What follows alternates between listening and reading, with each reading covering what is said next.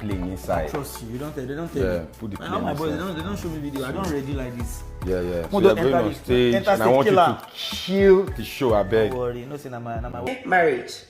So I'm going to be very realistic with you today. Before you marry that person, make sure you use your head over your heart. Don't want to say, oh, I'm in love. Yeah, I know. Love is important in marriage, but it's not the thing that should guide you. Yeah? Because love fades. And it's marriage. It's not a vacation. It's a lifetime commitment. Because the truth is, nobody goes into marriage hoping to get a divorce. So, marry someone that has sense. Now you see, to start with, you and your partner have to have the fear of God. You have to be prayerful. It's not a one person's job. Both parties have to be committed in prayer to make that marriage work. Yeah? And then there's communication. You have to be able to communicate with your partner in love. You should be able to tell your partner things that bother you without escalating issues. Don't always assume that they know. Oh, she knows that I'm upset, or oh, he knows that I'm angry. It doesn't work that way.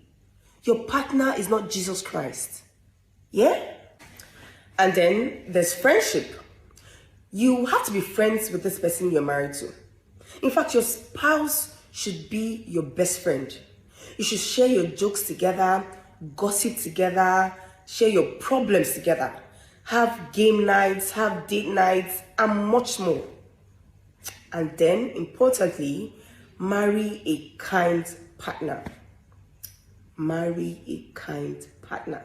Someone that will not say hurtful things to you when you're having a quarrel. Someone that will not put you down. Someone that will support your dreams. Someone that will love your family as much as they love you. Someone that will hate to see you sad or see you cry. Make sure you tick all these boxes. If not, you will suffer. You will suffer physically. You will suffer emotionally. Just know that you will suffer. And please, don't ask me questions like, how will I know? You will always know. Because the signs are always there. Hi. Welcome to Life with Queenette. If you're new here, I want to say welcome. Please do subscribe. Tap the notification button to be the first to know once I upload a new video. And if you're a returning subscriber, I want to say that you're the real MVP. I don't take your coming back for granted. I want to say thank you so very much for always returning. All right. So today, sequel to the video I had already shown, that was a clip of what the person in question, that is, her name is Elsie Okocha, is the wife of Bright Okocha.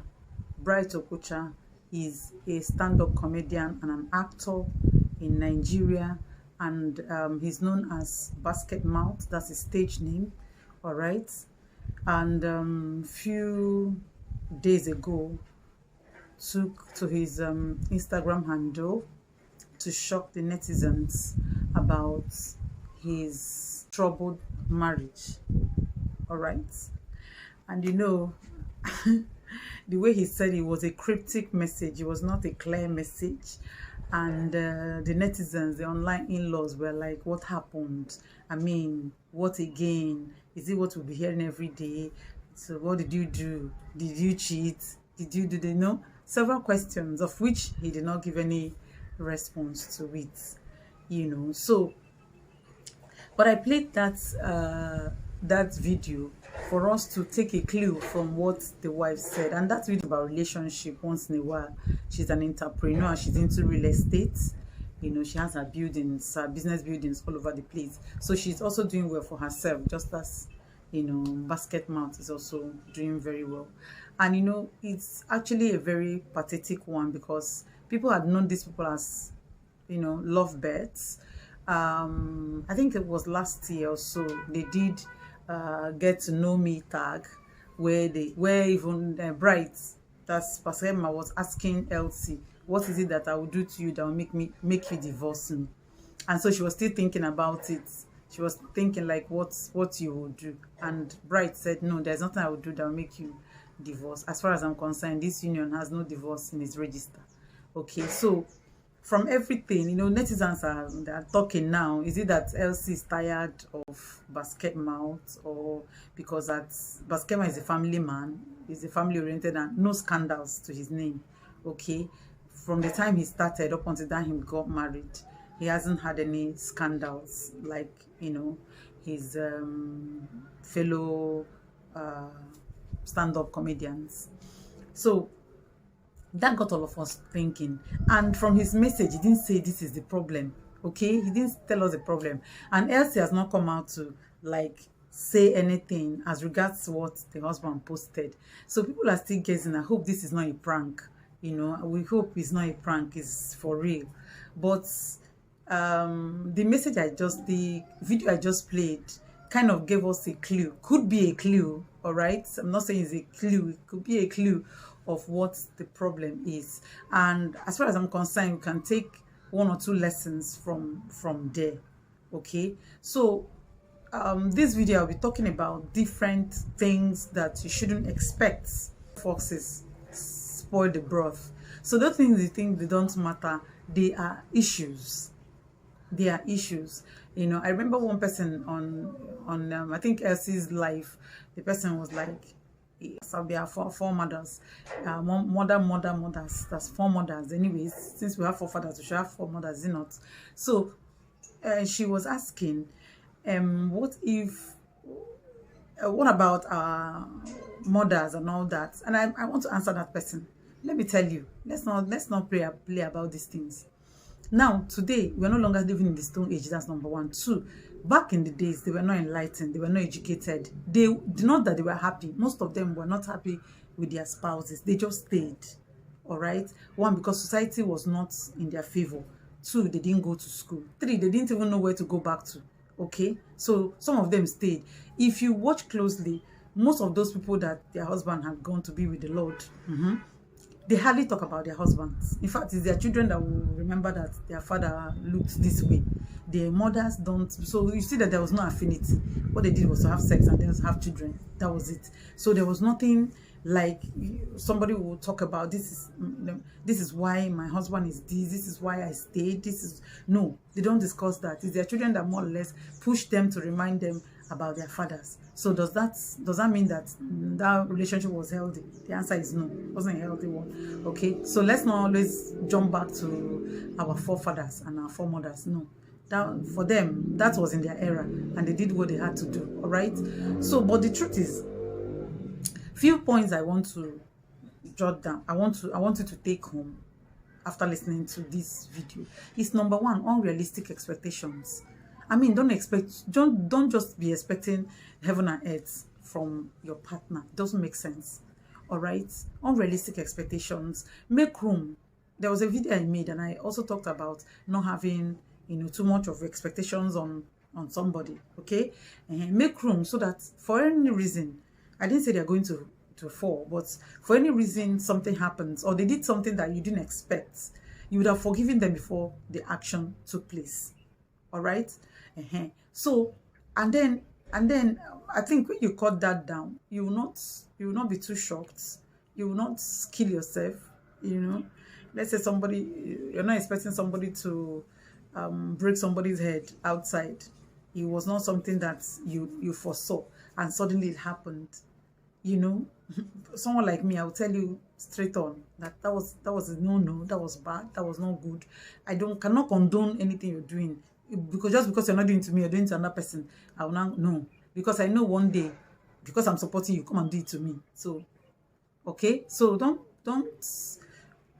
put unrealistic expectations. Please give room for 30% or whatever it is you want to give.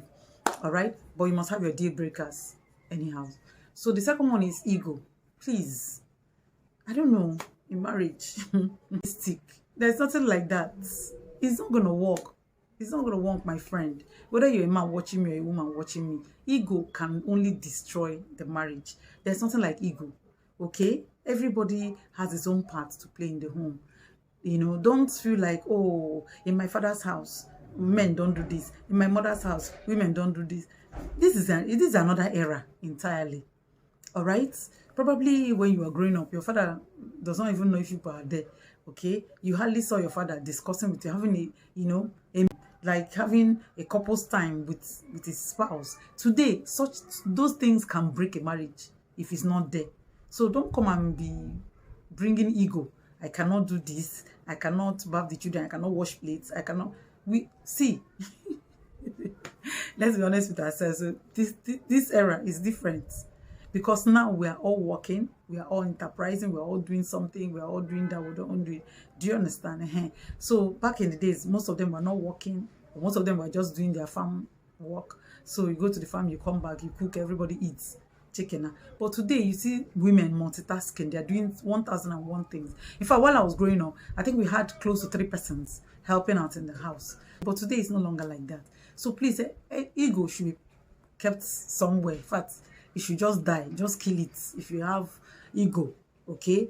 If your spouse is doing something, you need to help out. Of course, you don't want the woman to age. You don't want the man also to age. So there has to be that complementary partnership, all right? Where this person is doing this, then the other person will do that. This person is doing this. No, there's nothing that is written on somebody's head, okay? That you must be the one to do this. No. So that's another one I want to talk about is lack of tolerance. We didn't grow up. We didn't have the same upbringing. Okay, we didn't grow up in the same family. We didn't grow up in the same community. We didn't grow up in the same estate. We didn't grow up in the same. If we God, please try and tolerate a bit. We don't have the same background. We don't have the same habits. So, but our ability to like overlook some things. There are, like a person. There are things that I never knew could happen until I got married. Honestly, I want to be very, very honest with you guys. Okay, so but I had conditioned my mind to say, okay, if this person is not doing this thing, it means I'll have to push myself to do it. It wasn't something I knew that I could meet in my life, but I met it. Okay, so your ability to tolerate each other, if whether you're the man or you're the woman, please learn to tolerate. You must not always have your way at all times. And for everyone who tries to have his or her way in relationships, they are usually the ones that get bonds. Ability to like create a balance. There has to be a balance between here and here. Okay, I don't do it this way, this person does it this way. Then we create a balance in the middle so that none of the partners, suffers. Another one is kindness. Be kind. When there is lack of kindness, that's, for me, that union doesn't exist. Okay, please, I'm outside though. If you're hearing people talking, forgive me. There was no light inside, so I came outside because I need to make this video today. so another one is kindness. So okay, out of the fact that some people either they were not trained to be kind, or they've trained themselves not to be kind. Okay, but please, when we say we want to get married, it's a serious business, and because it's a serious business, we have to like throw away some of those things into the trash can. You can't carry your unkindness into your union. You cannot be the one that when you open your mouth to talk to your spouse, the words that come out of your mouth will be terrifying. Okay? Will be horrifying. Will be silly words. Will be words that if the person should tell another person this is what to do, they'll be shocked. Like they'll be like, are you sure this person is okay? So you have to learn to be kind with your words. No matter how you feel, no matter how pressured you are, there is need for you to learn to be kind. Kindness is a virtue. You must learn to be kind. Be kind with your words. Even when you want to respond, be kind. Okay? But the Bible says, let our words be seasoned with salt. That means our words should not be that words that when the other person will feel humiliated, will feel, talked down on, will feel, not regarded and all that. That's something you say to somebody, you would have killed the person. And remember, people hardly forget how you make them feel. It's the truth. They can forgive your actions, they can forgive what you did to them. But you know what you said to them is usually very difficult to forget. That's the truth. And so let's learn to be kind. Avoid wickedness. You know, when people show wickedness, like wickedness, I don't know how best to say it, but when you are wicked, and you know you're wicked, because if you're wicked, you know you're wicked. There are people who are bereft of love. They don't have love in them. They don't have anyone to show. They don't even understand the word love. So the only thing they show is wickedness. And how can you be in a relationship and you think that you will thrive in wickedness? Okay? No matter how wonderful you think you are, no matter how much money you think you have, no matter how, good looking you think, there's just an extent to which somebody can deal with a wicked person. You're wicked in every area of your life. Wicked. There's no, in fact, your love is, when we teach people, we say somebody who today is 100%, next tomorrow is 20%. It's not somebody that you want to have anything to do with. Somebody that his emotional stability is questionable. It can shift from this angle to this angle to this angle. It can be wavering. Today he's happy, tomorrow he's sad, in 1 hour he's happy. No, that's crazy. Who wants to deal with that? I mean, nobody. Okay? Then the next one, which is also part of ego. Don't feel too important. Feel too important. Like in relationship, you're feeling too important for what? As in, if you are that important, I mean, you should have gone to where important people are and leave the other person alone. Don't feel too important. You are important too. I'm not saying you're not important, but in your relationship, that's why you see. I was having a discussion with my one of my supervisors one time. I just remembered it now. I was having a discussion. So I was talking about somebody. I was saying that the person looks haughty. Okay, so I was telling her that the person looks haughty. She said, well, the person looks haughty to students, but that, have I met this man in his home? And the man he was talking about was a professor. He said, have you met this man in his home?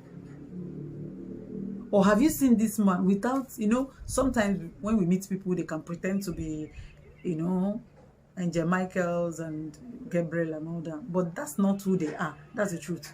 But this one, she was telling me, without the man knowing that you're watching. Have you seen this man, the way he treats his wife? He said, this same person you're looking at, when he gets to the house, he will drop his certificate of being a doctor, a professor, whatever he is in the university. He takes his time, mops his house, cleans everywhere, makes sure that those things, the things that the wife might, because they don't have anybody staying with them, he will try to help the woman out.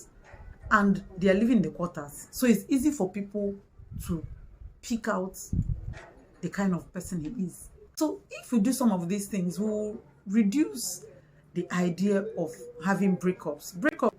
And sometimes it happens where people don't communicate. You cannot have a successful home without communicating with your other half. From time to time, let's do an evaluation. Let's find out we're not getting it right. Let's do this. That's why you see white people, they're always doing date night. So you will learn to cut down on excesses. So if we do some of these things, by the grace of God, our marriages will be blissful. All right? I hope you can pick out something from this video and implement it in your relationship.